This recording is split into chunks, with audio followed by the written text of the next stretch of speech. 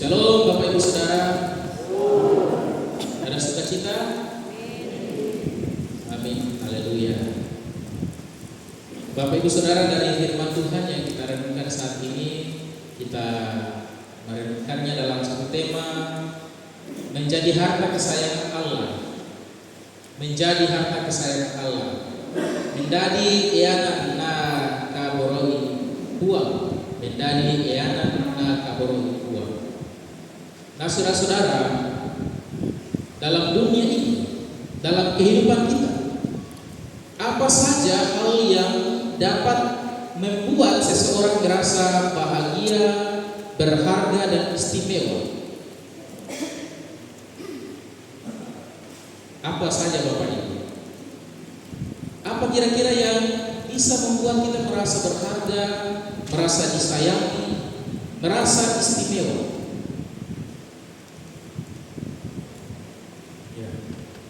Apa? Disayang sama ayah. Bisa jadi kita mengatakan bahwa saya berharga, saya merasa istimewa ketika orang-orang lain, entah itu orang tua, entah itu mama, papa, suami, istri, atau kekasih kita, menyayangi kita, menyayangi saya. Betul? Setuju ya? Iya. Aku tidak bisa hidup tanpamu. Hidupku hampa tanpa engkau hadir dalam hidupku. Iya kan? Kita merasa tidak berharga ketika orang itu tidak mengasihi kita lagi. Lalu apa lagi saudara-saudara yang membuat kita merasa berharga dan istimewa? Ketika kita memiliki jabatan dan kuasa, iya kan? Memiliki harta yang banyak, kita bangga untuk semua itu. Kita merasa, wow, saya hebat, saya berharga.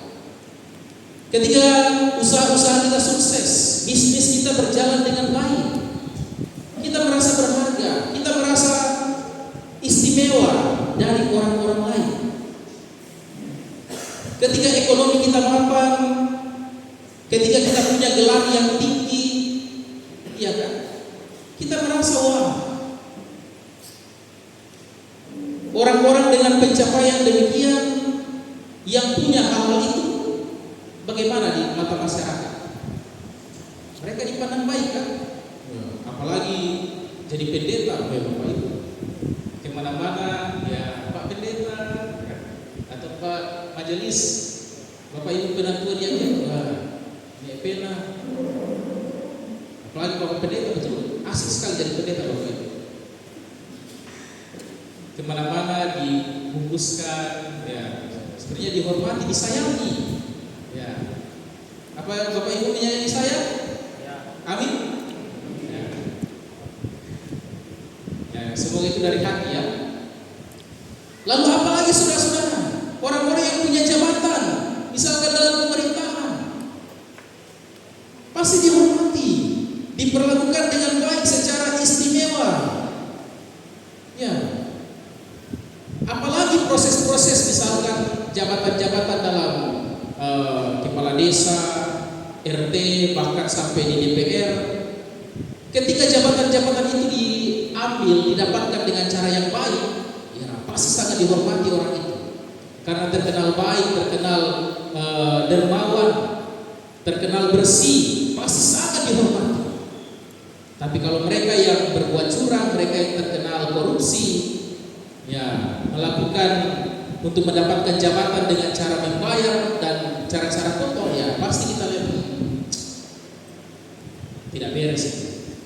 Pasti orang-orang itu tidak dihormati. Tapi ketika semua itu diraih dengan baik, orang-orang itu pasti akan dihormati. Apalagi memberikan teladan yang baik, memperhatikan sesama, saudara-saudara. Ya.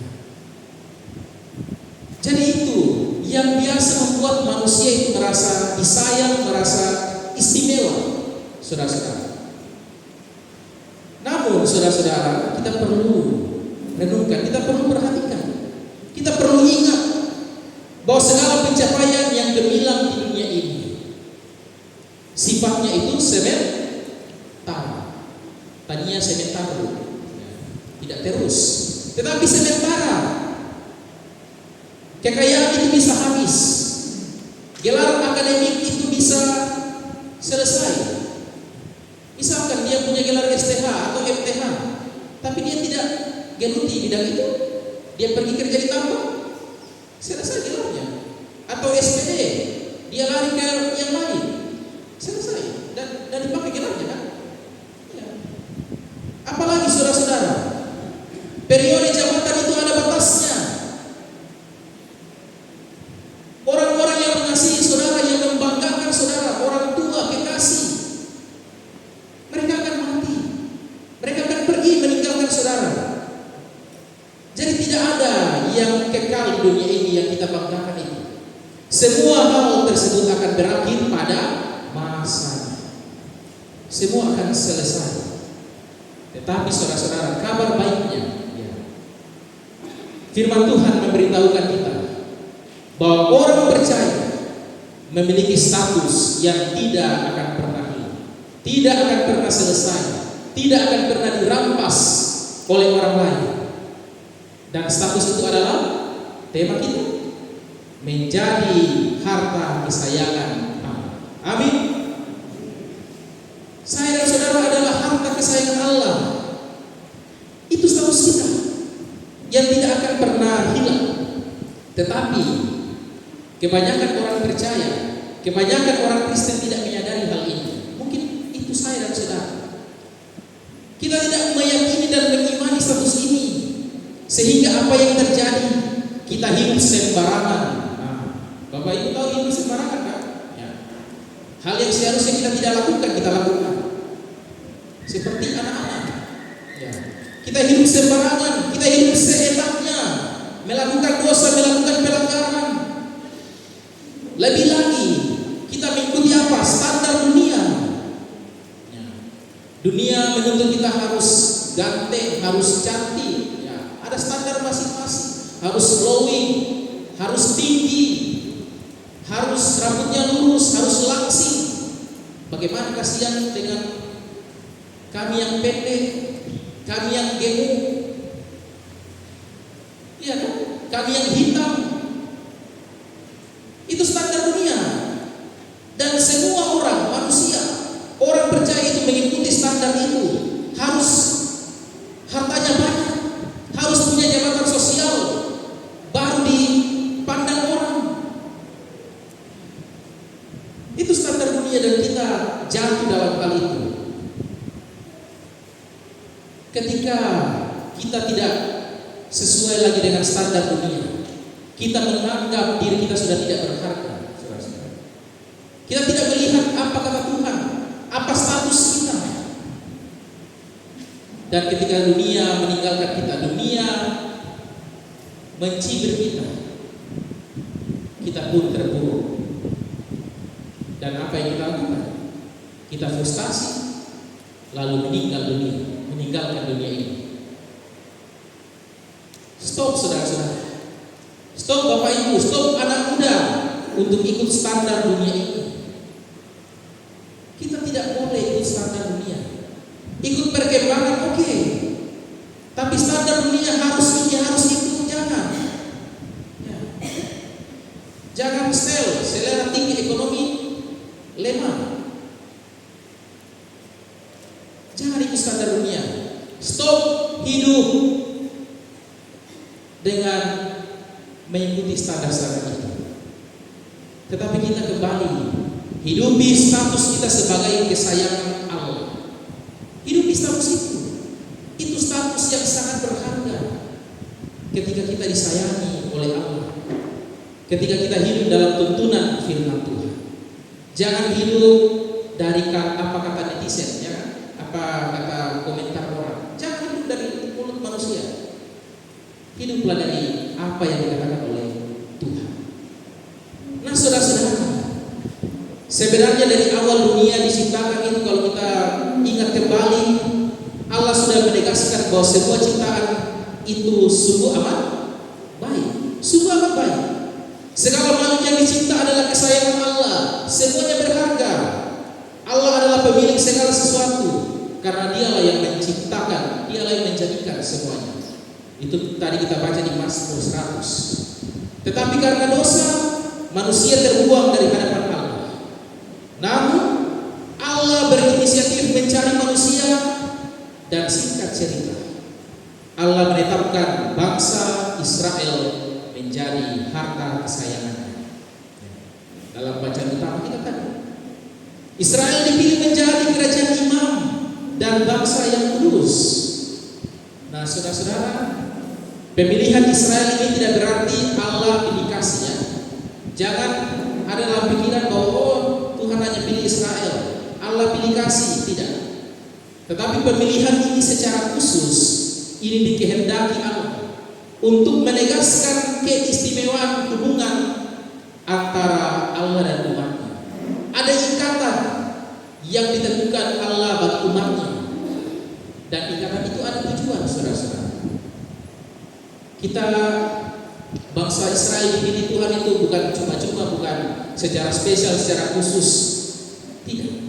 Tetapi ada tujuan mengapa Allah memilih mereka. Supaya apa?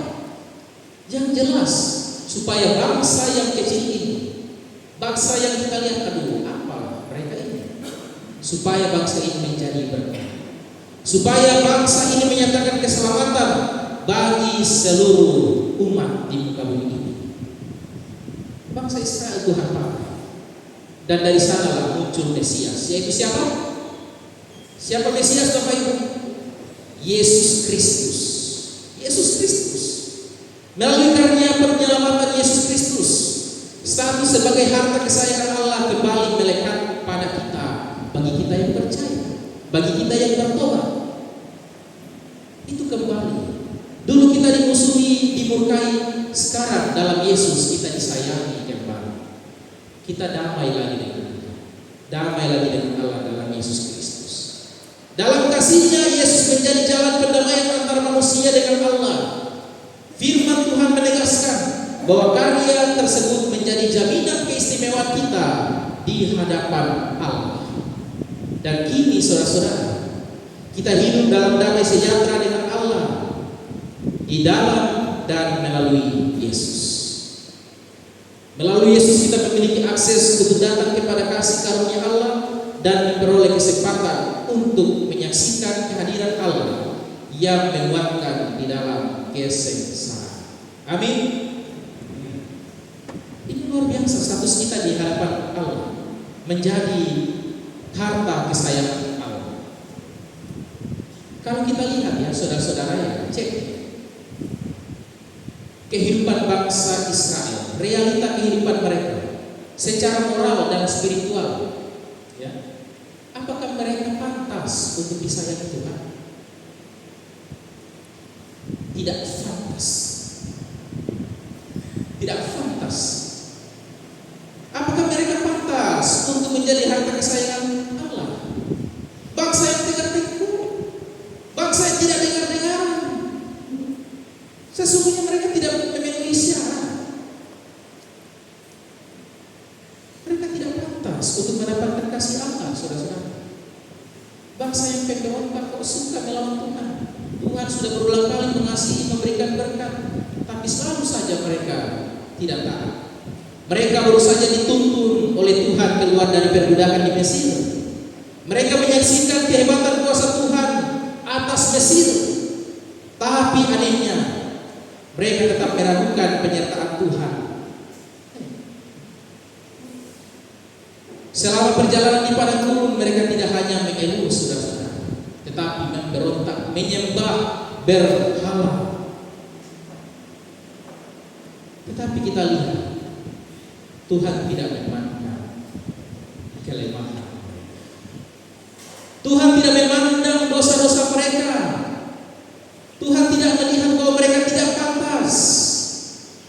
Kelemahan, dosa, pelanggaran mereka itu tidak menghalangi untuk mereka menerima kebaikan Tuhan. Itu yang terjadi, saudara-saudara. Tuhan menerima mereka. Pada bulan ketiga sejak mereka keluar dari Mesir, Tuhan memproklamasikan status keistimewaan bangsa Israel.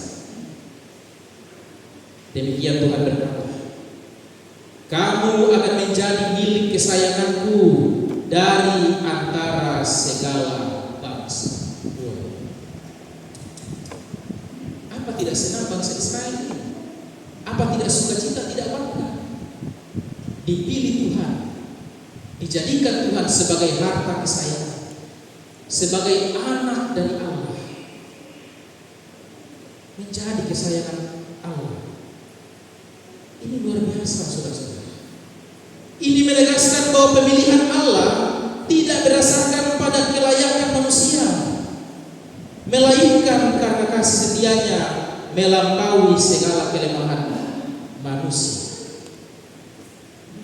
Inilah kasih Allah pada kita semua, saudara-saudara.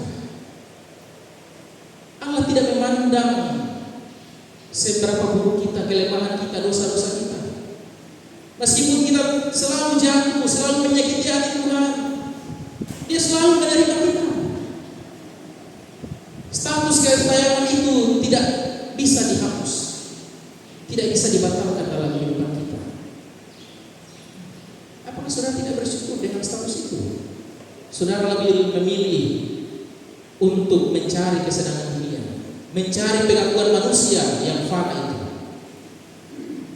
Sebagai manusia kita sering merasa terlalu kecil di hadapan Tuhan, ya? Kita merasa terlalu kecil, kita merasa terlalu berdosa, tidak pantas. Kita merasa tidak layak dan tidak cukup baik menerima kemurahan Tuhan. Perasaan tidak layak ini makin kuat menghakimi kita apabila kita mendapati banyak kekurangan, banyak kegagalan yang mengikuti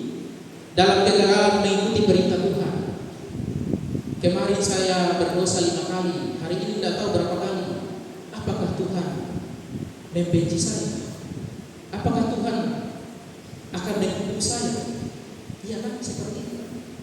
Saya merasa tidak layak untuk datang kepada Tuhan. Dosa itu menghakimi kita, menggagalkan kita untuk menerima kasih Tuhan. Namun saudara-saudara, pemeliharaan Tuhan terhadap bangsa Israel, penerimaan Tuhan terhadap bangsa yang penuh dengan dosa ini, mengingatkan kita tentang keindahan kasih Tuhan. Allah memilih bukan karena kita telah sempurna, bukan karena kita sempurna. Allah menjadikan kita sebagai harta kesayangannya berdasarkan kebesaran anugerah. Amin. Allah memilih kita bukan karena kita baik, bukan karena kita sudah sempurna, tidak, tapi karena memang Allah adalah kasih. Karena Dia adalah kasih, sehingga Dia memilih kita, Dia menyelamatkan kita. Sekarang saya dan saudara itu adalah harta kesayangan Allah. Kita meyakini dan mengimani itu. Lalu bagaimana seharusnya kita hidup, saudara-saudara? Basusite, bagaimana respon saudara? Sebagai harta kesayangan Allah. Biasanya kalau harta kan, harta benda misalkan emas, kita simpan. Kita simpan di berangkas, tidak kasih keluar, nanti pada waktunya baru kita keluar.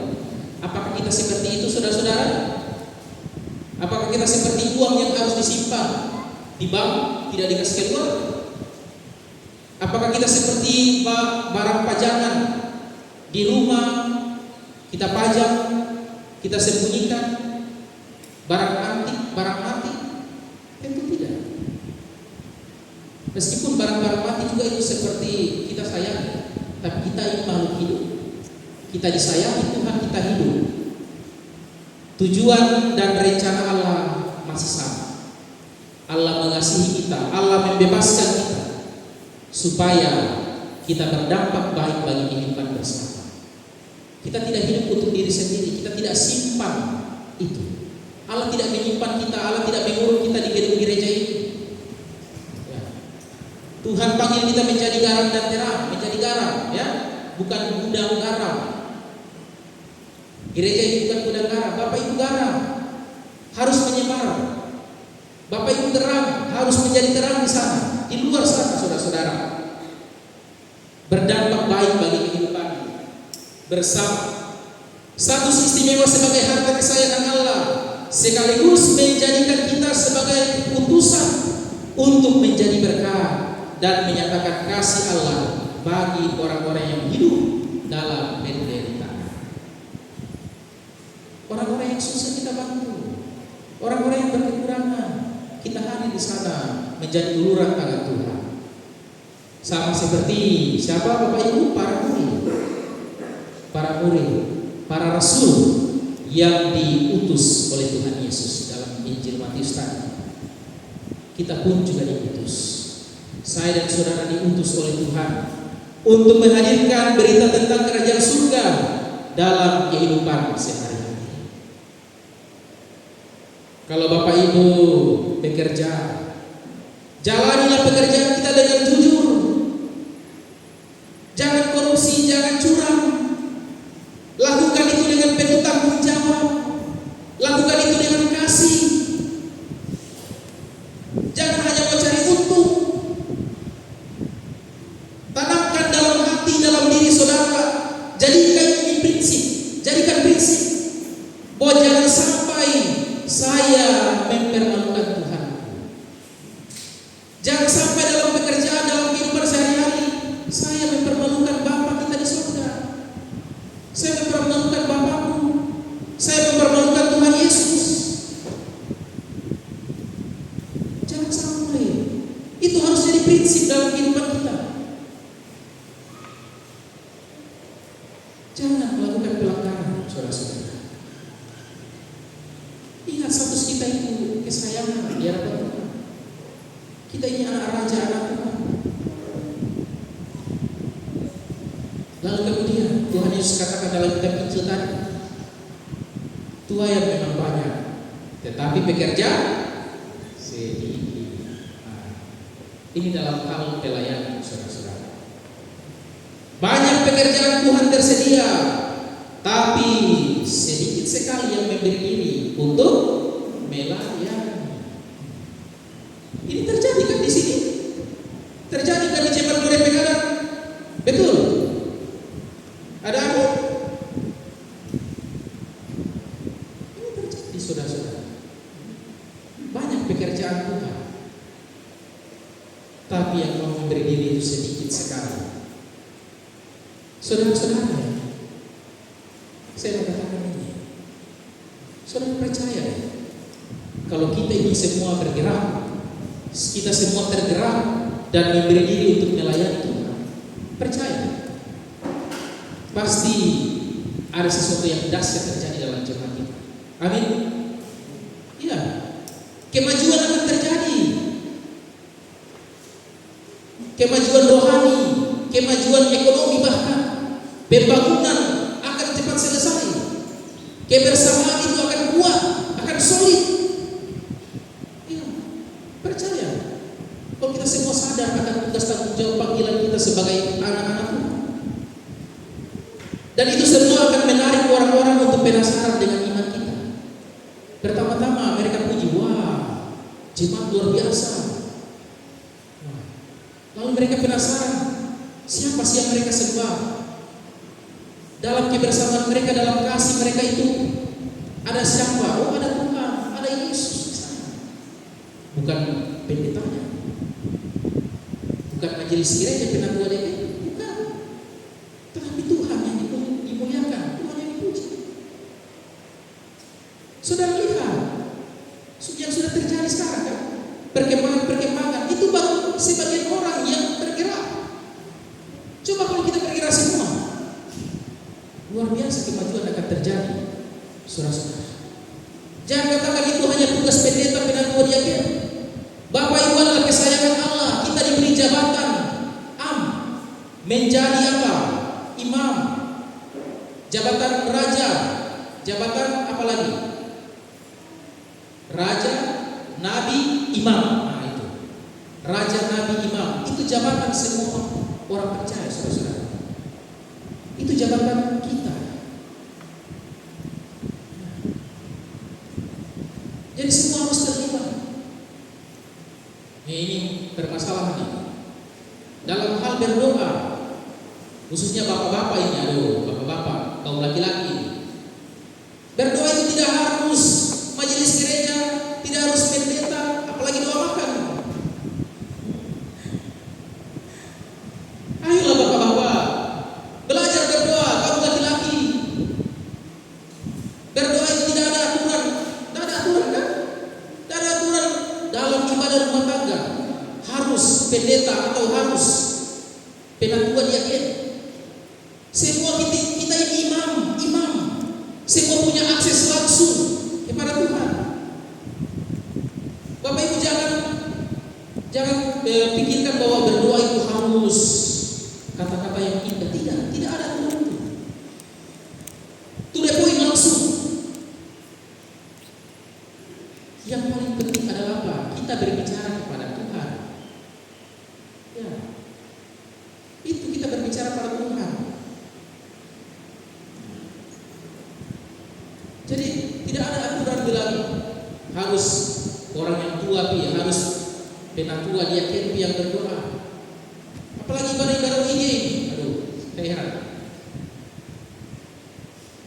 Lalu kemudian doa-doa syafaat ini ya. Doa syafaat ini Bapak Ibu penatua diaken ya. Adakah aturan pendeta doa syafaat? Tidak ada. Kita semua adalah pendoa syafaat. Ya, tidak apa-apa.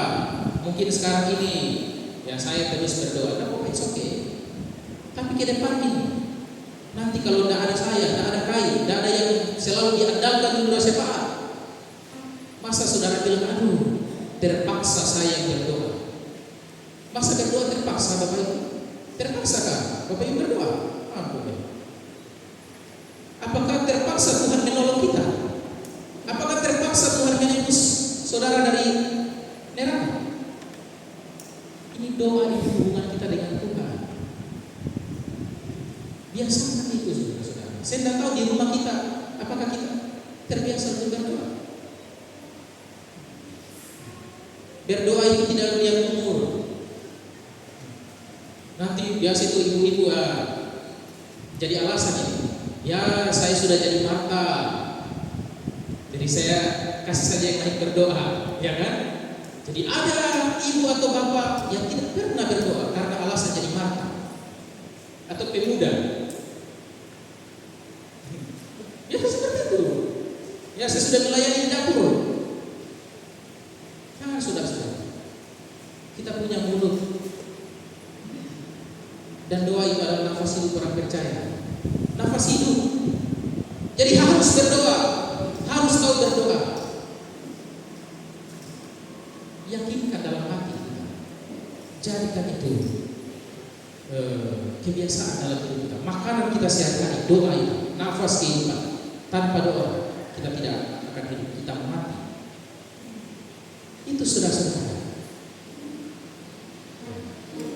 Tuhan bilang ya, tinggal di tuai. Artinya tuai apa? Panen, ya kan panen, cocok. Menuai, memanen, memanen. Bapak ibu saudara, ketika kita memberi diri untuk melayani, kita tinggal panen. Kita tidak tanam lagi, tidak kerja lagi, cuma panen. Panen saudara-saudara. Dan panen itu banyak sekali yang harus dipanen. Banyak sekali. Bapak ibu bilang ada pendeta penatua diaken, tugasnya itu yang memanen. Iya. Tapi kami ini tidak mampu. Tidak mampu kalau sebanyak ini yang harus dipanen. Mungkin tidak akan selesai dipanen, saudara-saudara. Selesai periode, tidak selesai dipanen. Banyak rumput-rumput liar. Sehingga saudara-saudara Tuhan panggil kita untuk menjadi penuai itu. Ketika dicalonkan, entah itu majelis gereja, entah itu pengurus-pengurus ini, saudara-saudara, jangan. Tuhan perlukan saya dan Bapak Ibu. Kita adalah rekan kerja Allah. Karena itu sebagai satu persekutuan tubuh Kristus. Kita harus saling mengisi, saling menolong, saling memperhatikan. Tuhan memanggil kita, Tuhan memanggil saudara untuk terlibat dalam pekerjaan, untuk menyumbang, untuk menolong, untuk memanah. Apakah saudara mau? Roh Kudus menolong kita.